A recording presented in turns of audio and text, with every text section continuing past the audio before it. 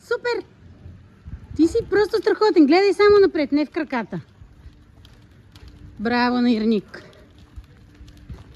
Вчера се качи на това колело, без спомагателни гуми, без нищо. И постоянно искаше да караме колела. И ето го днеска вече прави обиколки на Хана, без изобщо да спре. Тук минава през препятствия, като един истински колездач. И не се отказва.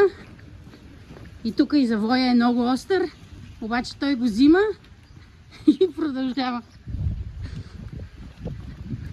Това е. Когато човек има постоянство и не се отказва, винаги побеждава. Нали така, Ерниче? Ти шампион ли си? Да.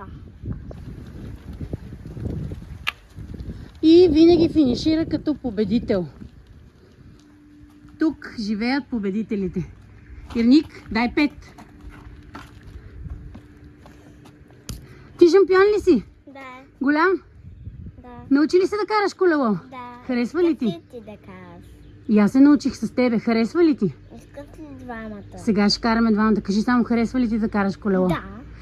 Тук сме с малкия шампион Ирник, който се научи да кара колело вчера. За първи път се качи, без помощни колела. Ирниче, ти как така се научи толкова бързо да караш колело? Да, се научих. Ама защо така бързо се научи? Как така? Защото не се отказвам. Защото не се отказваш. Да. Така че ето това е мотото. Кръвта вода не става и Ирник ви казва, за да спечелите, не трябва да се... Не трябва да се... Какво? Отказвате.